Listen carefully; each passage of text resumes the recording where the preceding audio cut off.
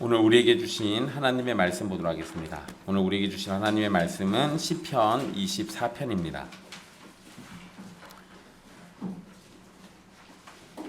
시편 24편 말씀입니다.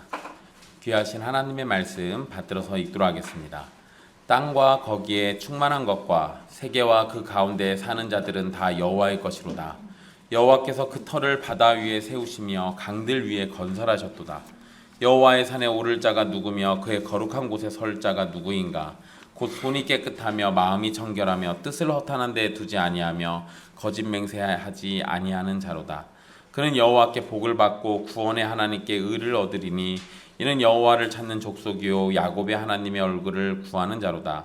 문들아 너희 머리를 들지어다. 영원한 문들아 들릴지어다. 영광의 왕이 들어가시리로다. 영광의 왕이 누구시냐? 강하고 능한 여호와시요 전쟁에 능한 여호와시로다. 문들아 너희 머리를 들지어다. 영원한 문들아 들릴지어다. 영광의 왕이 들어가시리로다. 영광의 왕이 누구시냐? 만군의 여호와께서 곧 영광의 왕이시로다. 아멘. 이 말씀은 살아계신 하나님의 말씀입니다. 우리 지난주까지 마태복음 14장 말씀을 마치고 오늘부터는 당분간 몇 주 동안 우리 시편 말씀을 함께 살펴보도록 하겠습니다. 시편 24편은 다윗의 시라고 불리는 시입니다. 이 시가 굉장히 중요해서 유대인들은 이 일요일 예배 때 시편 24편을 불렀다라고 합니다. 이게 뭔 소리냐면 이 사람 원래 유대인들은 안식일날 예배드리잖아요. 그런데 그거 말고 회당에 모여가지고 매일매일 예배를 드리는 그런 그 유대인들의 전통이 있는데 그 매일 드리는 날짜 요일마다 함께 부르는 시편이 있어요. 그 중에 일요일날 부르는 게 시편 24편입니다. 그러니까 안식일이 지나고 첫째 날 되는 때에 유대인들은 굉장히 중요하게 이 시편을 불렀다라는 겁니다. 그만큼 시편 24편도 유대인들에게 굉장히 중요한 시편이고 큰 의미를 주고 있는 겁니다. 시편 24편은 1, 2절을 제외하고 질문하고 답하는 형식으로 되어 있습니다. 그래서 우리가 1, 2절을 보고 그 다음에 그 뒤에는 계속 질문하고 답하는 그 내용들을 함께 살펴보게 될 겁니다. 1절의 원문에서 시작은 여호와의 것이로다 라는 표현이 제일 앞에 나와 있습니다. 그러니까 여호와 하나님이 온 세상의 창조주이시자 주권을 가지신 왕이시다라는 사실을 강조하고 있고, 이것은 7절에 가면 영광의 왕이시다라는 그 표현에 그 부르시기에 합당한 이유가 되는 겁니다. 그러니까 우리가 영광의 왕이라고 부를 때 가장 기본적인 거는 우리의 창조주시기 때문에, 우리의 주인이시기 때문에, 우리의 왕이시기 때문에 우리가 영광의 왕이다라고 부른다라는 겁니다. 땅과 거기에 충만한 것, 이런 표현과 또 세계와 그 가운데 사는 자들은 비슷한 의미를 담고 있습니다. 비슷한 의미를 반복해서 사용하면서 모든 것이 여호와의 것이라는 것을 강조하고 노래하고 있는 겁니다. 모든 것이 여호와 하나님의 것이라면 당연히 모든 것의 주인이신 하나님이 모든 것의 주권을 가지시는 것은 지극히 당연한 일입니다. 그래서 세상의 모든 사람과 피조물은 하나님의 주권 아래에 있음을 고백하고 그분의 주권 아래에 사는 것을 기쁨으로 여겨야 하는 겁니다. 2절에서 그 터라고 이렇게 표현한 것은 1절에서 세계 또는 땅을 가리키는 표현입니다.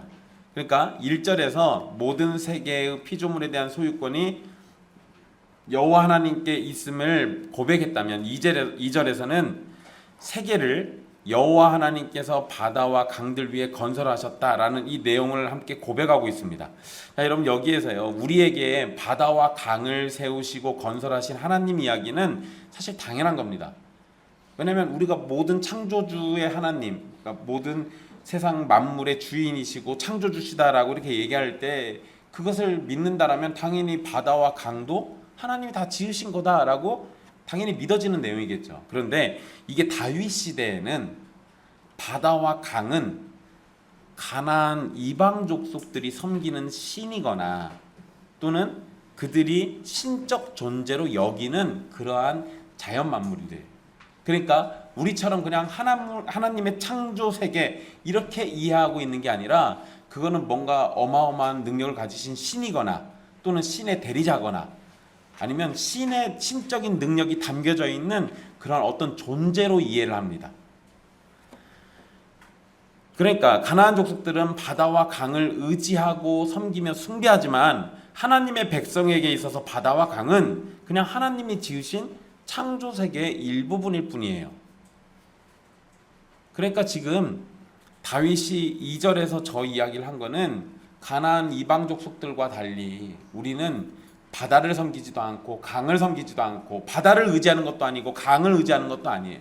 우리가 의지할 분은 우리의 왕이신 하나님, 우리가 섬길 분은 우리의 주인이신 하나님, 그분밖에 없다라는 것을 강조하는 겁니다. 2절은 바로 이러한 믿음의 고백을 노래하고 있는 겁니다.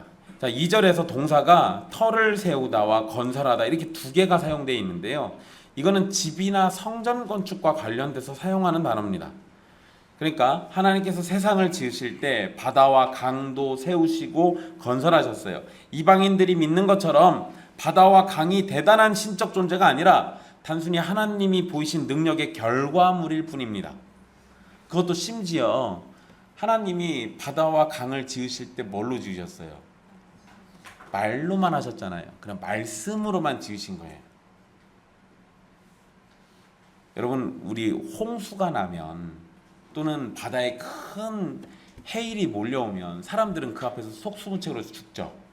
그러죠? 그런데 창조하신 일로만 비교하면 그 바다와 사람, 강물과 사람은 비교가 불가해요.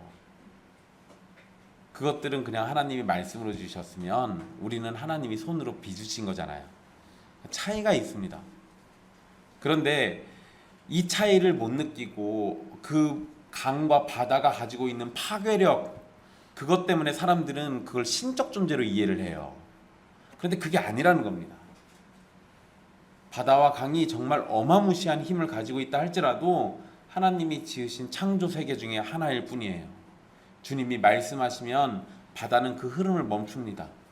주님이 명령하시면 강물은 속히 마르게 돼 있어요. 그러니까 그것들은 섬길 것이 아니라 하나님의 통치 아래에서 다스림 받아야 하는 피조 세계일 뿐입니다. 결국 2절도 1절과 마찬가지로 여호와 하나님께서 세상을 창조하셨으니 그분의 왕권이 분명하다라는 사실을 강조하고 노래하고 있는 겁니다. 자, 1, 2절에서 온 세계와 관련된 이야기를 다루고 있었는데 3절에서는 창조 세계 가운데 한 장소를 딱 콕 집어서 택해서 이야기하고 있습니다. 그리고 이 장소는 본문에서 언급하고 있지는 않지만 3절에 보면 여호와의 산이라고 표현을 했고 또 그의 거룩한 곳이라고 이렇게 표현을 해놨습니다. 이 여호와의 산과 그의 거룩한 곳이라는 표현을 통해서 이곳이 성소가 있는 시온을 가리킨다라는 것을 우리는 알 수 있습니다. 그러니까 이후에 이제 문들아 머리 들어라 영광의 왕이 들어가신다 이 얘기할 때 이 장면은 어디에서 벌어진 거라는 거예요? 시온, 특별히 이 성소예요. 성전. 그곳으로 주님이 들어가시는 겁니다. 여호와 하나님의 관점에서 사실 모든 세계, 모든 장소가 다 하나님의 것입니다. 그런데 그 중에서 한 곳을 택하셔서 온 세상의 중심으로 삼으셨고 그곳을 하나님이 임재하는 특별한 장소로 구별하신 겁니다. 한 나라의 왕이 모든 나라를 통치하지만 그 통치를 행사하는 특별한 장소가 왕궁인 것처럼 하나님께서도 모든 세계를 통치하시지만 그 통치권을 나타내시는 특별한 장소로 시온을 택하셨고 시온산 중에서도 성전과 성소를 택하셨어요. 시편 15편 1절에서도 여호와여 주의 장막에 머무를 자 누구오며 주의 성산에 거할 자 누구오니까 라고 노래했듯이 3절에서 누가 여호와의 산에 오르고 누가 그의 거룩한 곳에 설 수 있는지를 질문합니다. 자, 시온산은 지리적으로 올라가야 하는 곳이에요. 높아요. 그러니까 올라간다라는 표현을 쓰기도 합니다. 그런데 이거는 또 영적인 의미로 높으신 하나님이 계신 곳이기 때문에 올라간다라는 표현을 사용합니다. 여러분 전주 사람들이 서울 갈 때는 뭐라고 하죠?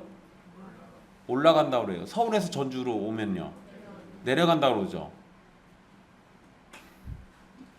그러면 여러분 생각해 보세요. 가나안 땅, 그 예수님이 사셨던 나사렛은 저 위에 있어요.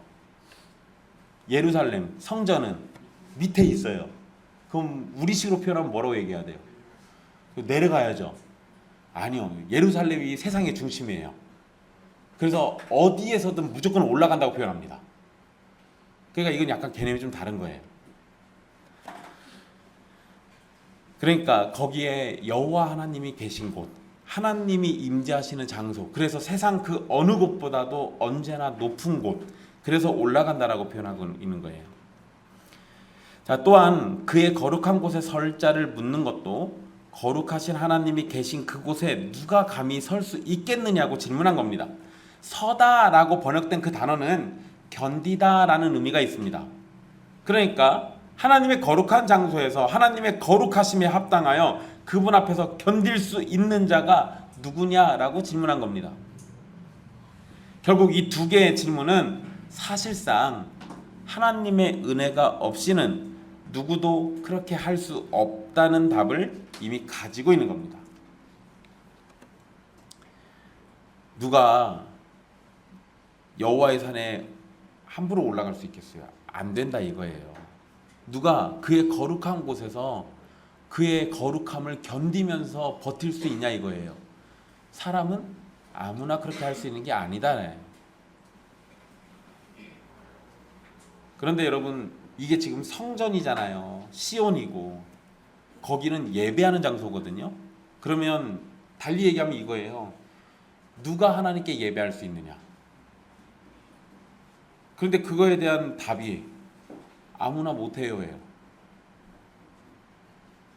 하나님께 은혜 입은 자들은 하나님께 예배하고 싶은데, 하나님을 아는 자들은 하나님을 예배하고 싶을 텐데, 그런데 결론은 아무나 못해요. 그럼 예배하기를 갈망하는 사람은 어떻게 합니까? 하나님의 은혜 없이는 답이 없는 거예요.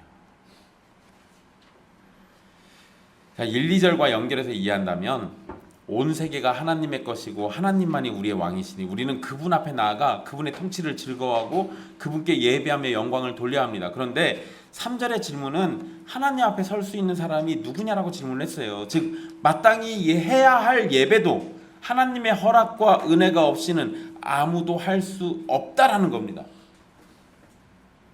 그럼 이걸 여러분들에게 적용하면 여러분들이 지금 여기에 나와서 예배하고 있는 거는 하나님의 허락이 있는 거예요. 하나님의 허락이 있어서 여러분들이 복받아서 예배하러 왔는데 여기서 딴짓하고 계시면 더 자세한 얘기는 하지 않겠습니다. 어쨌든 하나님의 예배로 우리가 예배한다라는 사실, 그거를 잘 기억해 두십시오. 하나님의 통치를 받아야 하지만 거룩하신 하나님 앞에 죄인인 우리가 서게 된다면 우리는 하나님의 거룩하심을 견디지 못하고 죽게 될 겁니다. 하나님의 영광스러우신 창조주이심을 노래한 후에 곧장 우리는 그분의 영광과 거룩함에 전혀 어울리지 못하는 죄인이란 사실을 지금 고백한 거예요. 하나님의 은혜 없이는 답이 없다라는 것을 다시금 생각하게 되는 겁니다. 자, 3절에 대한 답을 4절에서는 더 명확하게 밝히고 있는데요. 여호와의 산에 오르고 하나님의 거룩한 곳에 설 수 있는 사람은 손이 깨끗하고 마음이 청결하고 뜻을 허탄한 데 두지 않고 거짓 맹세하지 않는 자여야 한다라고 얘기합니다. 손이 깨끗한 것은 삶에서 죄가 없다는 것을 의미합니다. 간단히 말하면 흠없는 삶을 의미하는 거예요.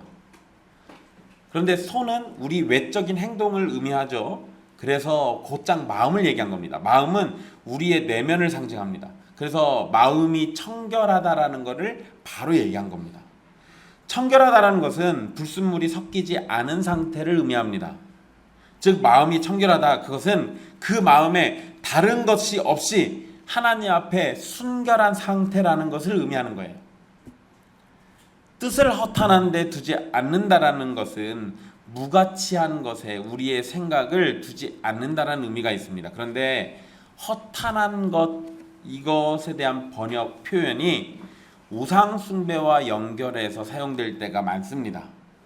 그래서 이렇게 이해한다면 허탄한 데는 우상 숭배를 얘기해요. 그러니까 우리의 마음을 뭐에게 뺏기지 마라, 우상에게 뺏기지 마라, 이걸 의미하는 걸 수도 있어요.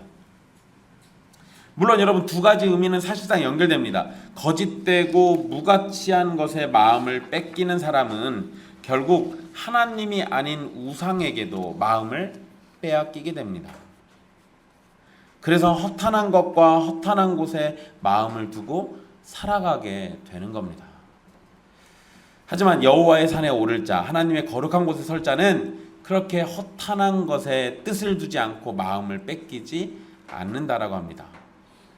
그리고 마지막으로 거짓 맹세하지 않는 사람을 언급하는데요. 거짓으로 맹세하는 사람은 무엇인가 이득을 얻으려고 거짓말하거나 또는 누군가를 해치기 위해서 진실되지 않은 말을 하고 그것으로 맹세까지 하는 것을 의미합니다.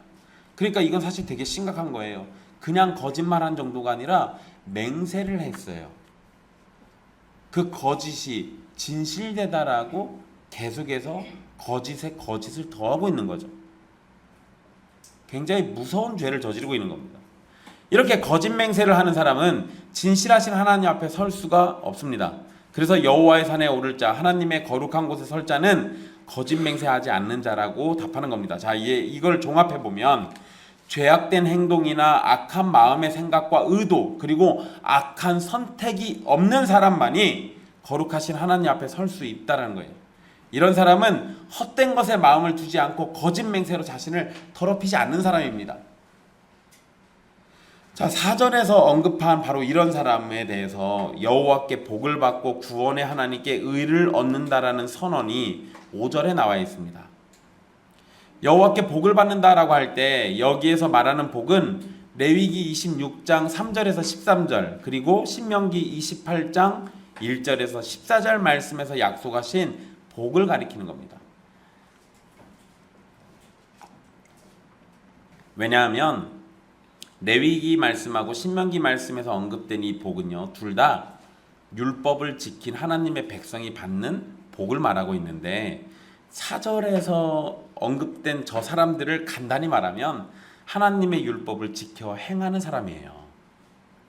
그러니까 5절에서 바로 그것과 이어서 복을 받는다라고 얘기할 때는 분명히 율법을 지켜서 받는 복, 바로 그걸 얘기하는 겁니다.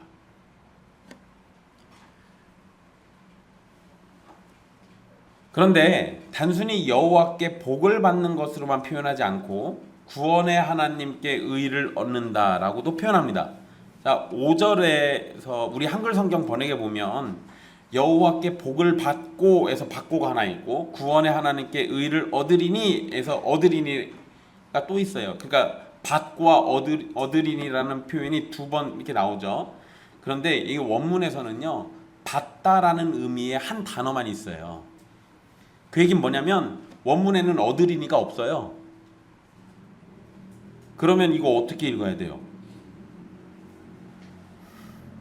여호와께 복을 받고 구원의 하나님께 의를 받는 건데, 받다라는 단어가 하나밖에 없어요. 그리고 나머지 두 개가 있는 거잖아요.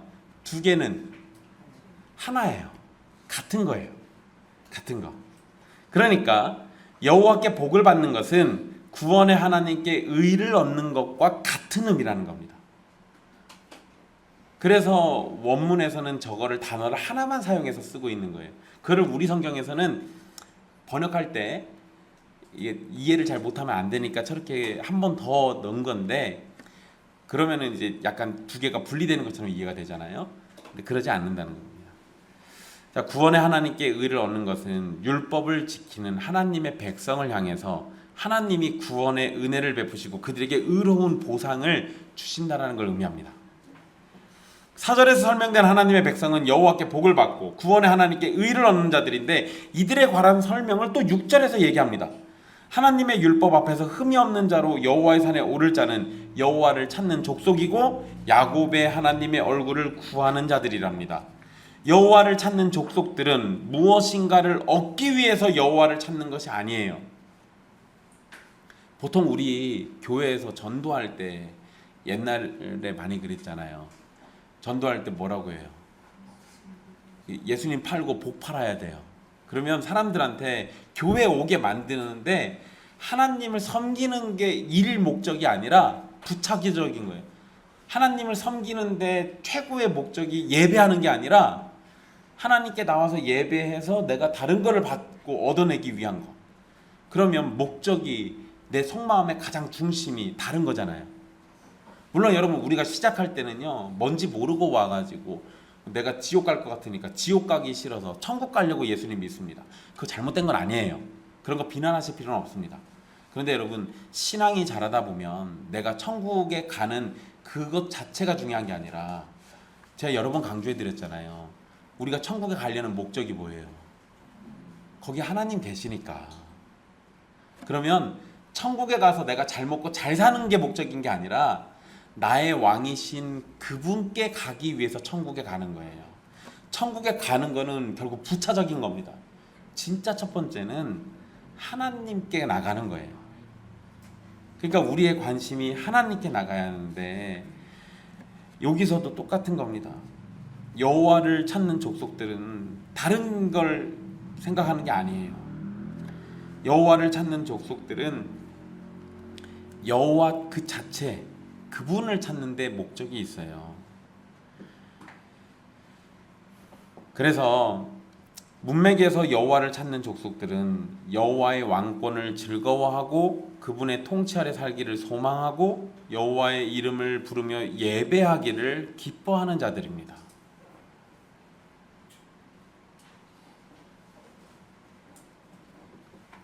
여러분 요한복음 6장에 보면 오병이어 사건이 벌어지고 난 다음에 사람들이 예수님을 찾습니다. 예수님을 구해요.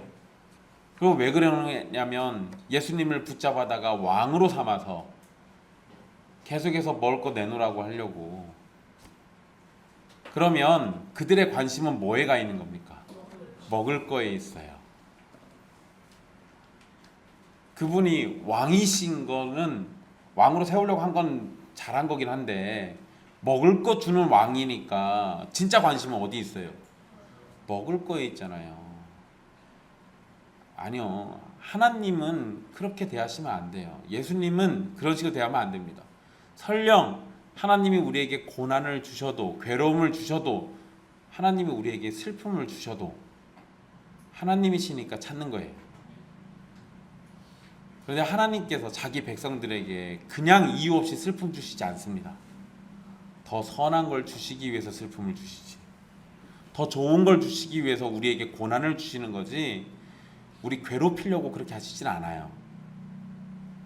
그러나 굉장히 극단적인 칼빈주의 목사들은 뭐라고 얘기했냐면 하나님의 영광을 위해서 내가 지옥 가는 것이 필요하다면 지옥조차도 달게 가겠다라고 그래요. 물론 하나님 그런 식으로 자기 백성들을 남용하시지 않습니다. 어쨌든 여호와 하나님을 찾는 것, 그것이 우리에게 정말 중요하다는 사실을 꼭 기억해 두십시오. 여호와를 찾는 족속들은 어떤 상황 속에서도 왕이신 여호와 하나님을 의지하고 인정하고 하나님의 뜻을 따라서 살아가는 사람들을 의미합니다. 이들은 여호와의 산에 오르기를 소망하고 여호와를 예배하는 자들이에요. 자, 야곱의 하나님의 얼굴을 구하는 자라는 것도 비슷한 의미입니다. 먼저 야곱의 하나님이란 표현은 성경에 여러 번 반복해서 나옵니다. 그럼 몇 군데만 얘기해 드리면 사무엘하 23장 1절, 미가 4장 2절, 시편 114편 7절 이런 말씀들에서 사용되는데요. 야곱의 하나님은 그냥 이스라엘의 하나님을 부르는 명칭 가운데 하나입니다. 하나님의 얼굴을 구한다라는 것은 호세아 5장 15절과 역대상 16장 11절에서 사용된 것처럼 하나님의 도우심과 은혜를 구한다라는 걸 의미합니다. 그러니까 여호와를 찾는 사람들은 그리고 야곱의 하나님의 얼굴을 구하는 자들은 여호와께 복을 받고 구원의 하나님께 의를 얻게 될 것이라는 것이 자연스럽게 연결되는 겁니다. 그리고 여러분 시편을 보실 때마다 도대체 저 괄호 속에 있는 셀라는 무엇인가? 제가 말씀을 드려도 또 물어보시더라고요. 그래서 또 가르쳐 드리는 겁니다. 셀라. 제가 신대원 다닐 때 그 유아멘이라는 형이 있었어요. 아, 이름이 아멘이네. 야. 했는데 동생은 셀라였습니다. 둘이 지나가면 아멘과 셀라가 지나가요. 네. 둘 다 목사 됐어요 지금. 네. 근데 어쨌든 여러분 셀라라는 표현은 시편에 자주 등장하는데요. 분명 찬송할 때 사용된 건 분명해요. 시편에 사용됐으니까 찬송 중에 썼던 건 분명한데 문제는 이게 정확한 의미가 뭔지 아무도 몰라요. 지금까지도요? 몰라요. 학자들이 나름대로 연구를 하긴 했는데요. 그래서 나온 것 중에 하나가 뭐냐면 셀라라는 말이 나오면 노래하다가 잠깐 쉬는 거, 간주. 잠깐 쉬면서 모든 걸 멈추는 거예요. 왜 이렇게 하라고 했냐면 다 멈추고 악기만 연주하는 간주의 성격으로 하나님의 이 말씀을 묵상하라고. 그래서 셀라라고 표현을 넣은 게 아닐까라고 하는 게 학자들이 연구해서 그나마 이게 맞을 것 같은데 라고 의견이 많이 모아진 것 중에 하나가 이겁니다. 그러니까 이런 경우 내용을 깊이 묵상하고 생각하라는 의미가 포함된 겁니다. 또 어떤 학자들은 많이 언급되는 것 중에 또 하나가 뭐냐면 셀라라는 단어가 소리를 높여 찬양하라라는 표시거나 하나님을 높이 올리라는 의미의 표현으로 생각을 합니다. 뭐 사실 여러분 정확한 의미가 뭔지 모르니까 이럴 때는 그냥 우리 마음 내키시는 대로 하시면 돼요. 여러분들 원하시는 뜻을 갖다 적용하십시오. 왜냐하면 뭐를 적용해도 이 시편의 의미를 훼손하지 않습니다. 그러니까 지금 제가 얘기해 드린 것들 중에서 마음에 내키시는 걸로 하나 고르시면 돼요. 혹시 학자들이 꼭 찾아내면 그때 가서 다시 얘기 드릴게요. 자, 이제 여러분 7절 이후는 이 시편의 절정입니다. 근데 절정이 좀 길어요. 온 세상의 주인이신 여호와 하나님을 노래하며 그 하나님 앞에 서서 예배할 자가 누구인지를 말한 후에 예배의 장소인 시온에 여호와 하나님께서 임하시는 장면을 노래합니다. 7절과 9절은요 똑같아요. 한 가지만 제외하면 사실 똑같은 표현을 사용했습니다. 그런데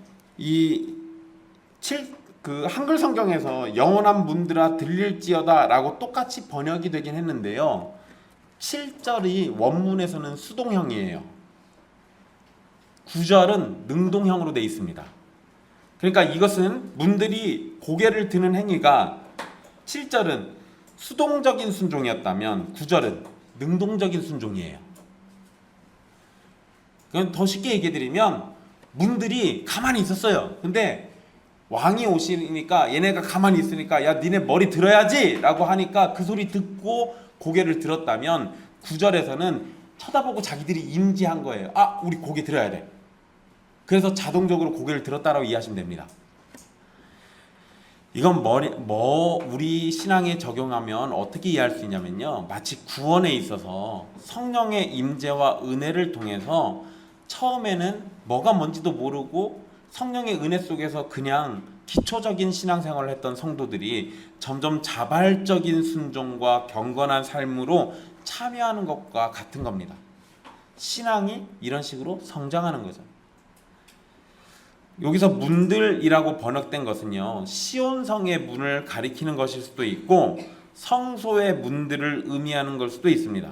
그런데 여러분 문이 머리를 든다라는 것은 비유적인 표현이죠.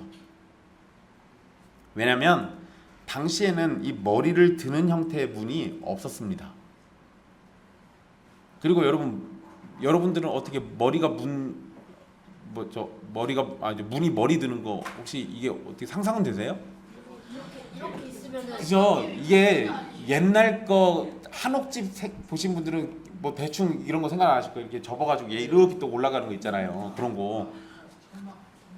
그러니까 이제 그래서 천막문 같은 것도 이렇게 올려가지고 하죠. 그러니까 그런 식의 문. 근데 이 당시에는 그런 문이 없어요. 고대 근동엔 그런 식으로 사용한 문이 없습니다. 그러니까 이거는 실제 문이 머리를 드는 게 아니라는 거예요.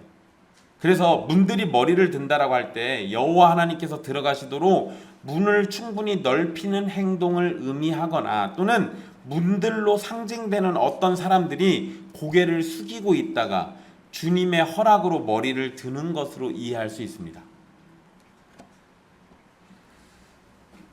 이게 여러분 뭐 성경에 나온 건 아닌데요. 이 당시 문헌에 특히 이 가나안 족속들이 보는 이 이방 신을 섬기는 것과 관련된 그 문헌에 보면 이 표현들이 나와요. 문을 든다는. 그게 뭐냐면 가나안 신이 전쟁에서 이기고 돌아왔는데 자기를 섬기는 사람들이 굉장히 절망에 빠져서 고개를 숙이고 있는 거예요. 그러니까 내가 승리하고 왔으니 너희의 머리를 들어라 하면서 이렇게 문을 들으라는 표현을 써요. 그래서 그 우상 숭배자들이 고개를 들고 자신들의 신을 기쁨으로 맞이했다. 이런 내용의 기록이 있습니다. 그러니까 만약에 다윗이 그것을 역으로 사용했다라고 한다면 여호와 하나님께서 전쟁에서 승리하고 오셨는데 왜 이스라엘 백성들이 고개를 숙이고 있어요? 기쁨으로 고개를 들고 영광의 주님을 맞이해야지. 그래서 이렇게 썼을 수도 있습니다. 어쨌든 여기서 문이 머리를 든다라는 건 어쨌든 상징으로 이해하시면 됩니다. 그리고 7절과 9절에 들지어다와 들릴지어다로 번역된 표현은요, 4절과 5절에서 허탄한 데에 두지 않는다와 복을 받고에서 사용된 단어와 어근이 같습니다. 거짓된 것에 마음을 두지 않는 사람은 여호와께 복을 받는 사람들이고, 이런 사람들은 영광의 왕으로 임하시는 하나님을 찬송하고 환영하며 반길 수밖에 없습니다. 그러니 머리를 들라고 말하는 겁니다. 그러니까 달리 얘기하면, 간단하게 얘기해드리면 머리를 들어라 라는 건 복을 받아라 라는 것과 동일하게 이해될 수도 있는 거예요.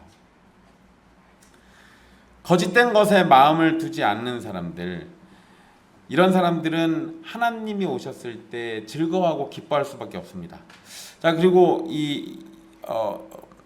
영원한 문들아 들릴지어다 라고 할 때 영원한 문들이라고 표현하잖아요. 이거는 고대로부터 존재해온 문들을 의미할 수 있습니다. 왜 이렇게 표현하냐면요, 여기가 아까 시온이라고 말씀드렸잖아요. 시온, 예루살렘에 있는 시온산에 있는 성, 거기에 성소가 있거든요. 근데 여러분, 시온성은 원래 다윗이 점령하기 전부터 성이 있었어요. 그러니까 훨씬 옛날부터 거기에 성이 있었던 거예요. 그래서 그 문을 가리켜서 영원한 문이라고 했을 수도 있습니다. 그런데 문맥에서 보면 영원히 존재하는 하늘 성소의 문들을 상징하는 표현으로 볼 수 있습니다. 그러니까 여기에서 영원한 문들아라고 얘기할 때는 이 땅에 있는 그 문을 의미한다라기보다 하나님의 영원한 나라의 그 문들을 얘기하는 걸로 이해할 수 있어요. 자, 7절에서 10절 사이에 영광의 왕이란 표현이 5번이나 사용됩니다. 온 세상의 주인이신 하나님을 표현하기 때문에 영광의 왕이란 표현보다 더 적합한 것은 없습니다. 8절과 10절에서는 영광의 왕이 누구시냐라고 이제 또 질문하는데요. 다윗은 온 세계의 창조주의자, 주인이신 여호와 하나님이라고 표현할 수도 있는데 그 표현은 안 쓰고요. 8절에서 강하고 능한 여호와시요 전쟁에 능한 여호와라고 답합니다. 이것은 여호와께서 전쟁에서 승리하고 개선하시는 장면을 표현하고 영광의 왕이라고 말하는 겁니다. 그리고 10절에서 다시 영광의 왕이 누구냐고 또 질문하는데, 이번에는 10절에서 만군의 여호와께서 영광의 왕이시다라고 답합니다. 여호와는 만군의 여호와시고 전쟁에 능하신 강한 여호와입니다. 그렇기 때문에 여호와께서 이기지 못할 어떤 세력도 없고 어떤 세력도 함부로 덤빌 수 없는 용사시라는 겁니다.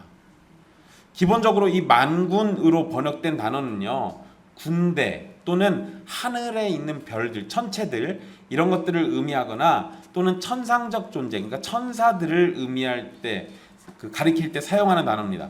그러니까 여기서도 기본적으로는 군대를 의미하는 것으로 이해할 수 있는데요, 24편 전체 문맥에서 이해한다면 1, 2절에서 모든 세계의 피조물이 여호와의 것이라는 말씀을 적용해서 만군의 여호와라고 할 때 이 만군은 모든 피조물들을 가리키는 걸로 이해할 수도 있습니다. 그러니까 여호와는 모든 피조물의 주인이신 여호와 하나님이신 거예요. 그렇기 때문에 영광의 왕이심이 분명하다는 겁니다. 자, 말씀을 종합해서 이해한다면 창조주이신 여호와께서 계시고 그 앞에 예배하기를 소망하는 주의 백성들이 있습니다. 그러나 그들에게는 구원의 하나님이 필요한데 영광의 왕이신 여호와께서 모든 원수를 물리치시고 자기 백성들을 구원하셔서 하나님의 나라를 회복시키시고 시온에 들어가셔서 영광의 왕이심을 선포하는 겁니다. 자, 여러분, 여기 이 마지막 부분에서 전쟁에 능하신 여호와, 강하고 능하신 여호와, 만군의 여호와 이런 표현이 나오니까요. 이 학자들은 24편을 보통 전쟁과 연결해 가지고 이해하려고 합니다. 그러니까 이게 이스라엘이 막 전쟁에서 승리하고 돌아오면서 전쟁을 이기도록 은혜를 베푸신 하나님을 찬송하는 내용이라고 이해하는 겁니다. 이들은 전쟁에서 크신 하나님을 경험했고 감사를 드리기 위해 성소를 향해서 행진하고 있고 그 앞에서 은혜를 베푸신 하나님께 합당한 예배자가 누구인지 다시 살피면서 하나님의 은혜를 노래하고 있다라는 거예요. 뭐 이렇게 전쟁으로도 이해하시는 게 전혀 문제는 안 됩니다. 그런데 여러분 24편은 분명 여호와 하나님을 찬송하는 거예요. 자기 백성을 구원하시고 그들의 원수를 물리치시고 하나님의 나라를 온전히 회복시키셔서 영광의 왕이심을 드러내는 여호와 하나님을 찬송하고 있습니다. 그런데 여러분 이 찬송은 예수 그리스도를 통해서 이해할 때만 온전히 이해될 수 있습니다. 예수님도 창조주시죠. 요한복음 1장 2절 3절에서 말씀이 태초에 하나님과 함께 계셨고 만물이 말씀으로 지은 바 되었다라고 진술합니다. 이 세상의 모든 피조물 가운데 말씀이 없이 된 것은 단 하나도 없어요. 그리고 요한복음 1장 14절에서 말씀의 정체를 뭐라고 얘기합니까? 아버지의 독생자의 영광이라고 표현해요. 그러니까 아버지의 독생자라고 표현하고 있죠. 결국 말씀이 누구라는 겁니까? 예수 그리스도라고 얘기하고 있습니다. 즉 예수님이 세상의 모든 피조물을 지으셨다라는 거예요. 그러니 시편 1, 2절의 고백은 시편 24편 1, 2절의 고백은 예수 그리스도에게 그대로 적용되는 겁니다. 또한 예수님은 자기 백성들을 여호와의 산에 오를 자로 하나님의 거룩한 곳에 설 자로 만들어 주십니다. 일단 4절에서 언급된 기준 앞에 완전한 사람은 오직 예수 그리스도밖에 없습니다. 하나님 앞에 용납되려면 손이 깨끗하고 마음이 청결하고 뜻을 허탄한 데 두지 않고 거짓 맹세하지 않아야 합니다. 하지만 누구도 감히 이 말씀에 합당한 삶을 스스로 살지 못하고 살려고도 하지 않습니다. 누구도 손이 깨끗하지 못하고 누구도 마음이 청결하지 못합니다. 모든 사람은 뜻을 허탄한 데 두고 참되고 진실한 것을 알지 못합니다. 거짓의 아비인 마귀에게 속해서 거짓이 없는 사람은 하나도 없습니다. 하지만 이 기준에서 완전히 의로우신 분은 오직 예수 그리스도 한 분밖에 없습니다. 그런데 예수님은 완전한 의인의 모습을 이루시고 하나님 앞에서 의를 완전히 드러내셨는데 그것으로 택하신 백성에게 복을 주고 약속된 구원자로 자신이 획득한 의를 전가하셔서 의를 얻도록 해주십니다. 그래서 여호와 하나님을 찾는 족속이 되고 야곱의 하나님의 얼굴을 구하며 의지하는 자가 되도록 예수님이 우리를 만들어 주시는 거예요. 영광의 왕이신 예수님은 죄와 사망의 권세를 완전한 순종과 십자가 그리고 부활로 이기셨고 자기 백성을 구원하셔서 하나님의 나라에 서도록 만들어 주시고 그들을 예배하는 자가 되도록 은혜를 베풀어 주십니다. 예수 그리스도는 부활 승천하셔서 모든 원수를 굴복시키셨고 하나님의 우편에 계시며 강하고 능하신 여호와이자 전쟁에 능한 여호와로 견고하게 서 있으십니다. 그리고 빌립보서 2장 9절에서 11절 말씀처럼 예수 그리스도의 이름 앞에 모든 무릎이 꿇게 되고 마지막 때 모든 입은 예수 그리스도를 주라 시인하고 하나님 아버지께 영광을 돌리게 될 겁니다. 왜냐하면 예수님이 바로 영광의 왕이시기 때문이에요. 우리는 구원에 있어서 어떠한 공로도 없이 영광의 왕이신 삼위 하나님의 은혜로 구원을 얻게 됩니다.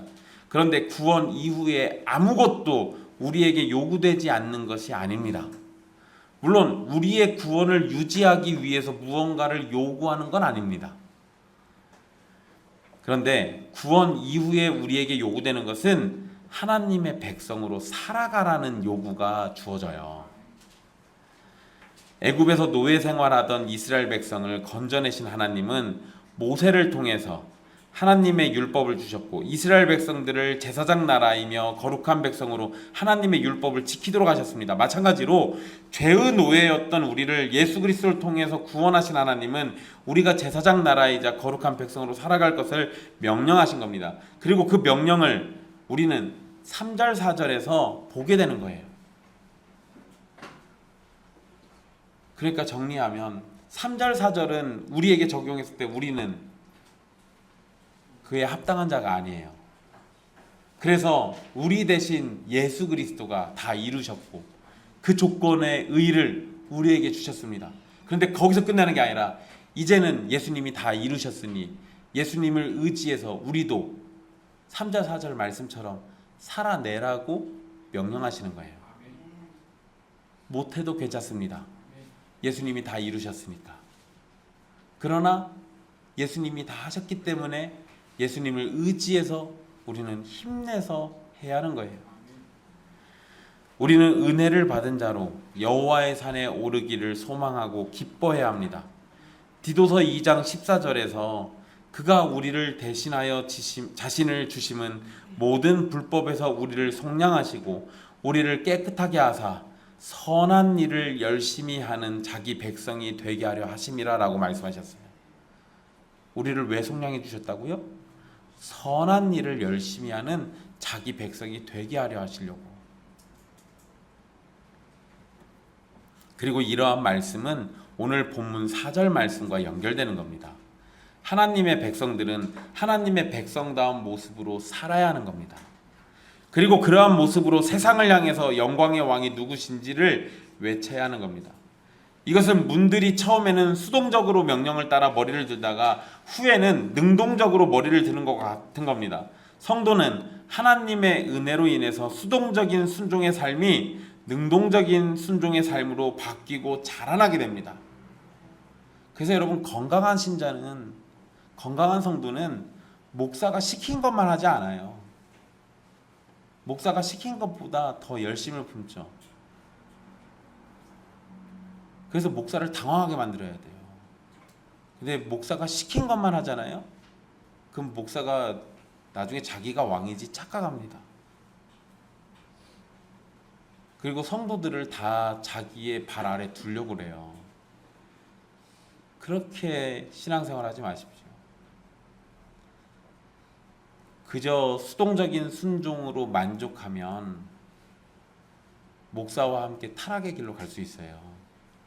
성도들은 수동적인 삶에서 성령을 통해서, 예수 그리스도를 통해서 능동적인 삶으로 바뀌게 되어 있습니다. 은혜 받은 자들이라면 응당 그래야 한다라는 것을 잊지 마십시오. 영광의 왕이신 예수 그리스도께 복을 받은 사람은 구원의 하나님이신 예수 그리스도의 은혜를 누리게 됩니다. 반면에 여호와께 복을 받지 못하는 자는 죄로 인해서 하나님과 끊어진 상태를 유지하고 하나님의 진노와 저주 아래에 있음을 드러내게 됩니다. 우리가 하나님을 믿는다고 할 때 그 첫째는 하나님의 얼굴을 구하는 겁니다. 이것은 하나님의 자비와 긍휼과 도우심을 구하는 것이면서 하나님 앞에서 은혜 가운데 살기를 소망하는 것을 의미합니다. 영광의 하나님이신 예수 그리스도께서 우리를 구원하셔서 하나님의 얼굴을 구하는 인생이 되게 만들어주시고, 그렇게 하나님의 얼굴을 구하며 하나님을 간절히 바라고 예배하는 자들에게 영광의 하나님이신 예수 그리스도는 계속해서 복을 주시고 구원의 의를 허락해 주시는 겁니다. 사랑하는 형제자매 여러분, 그 영광의 왕이신 삼위 하나님 앞에 설 수 있는 사람은 누굽니까? 이 질문과 비슷한 질문을 예수님의 제자들이 예수님께 했던 적이 있습니다.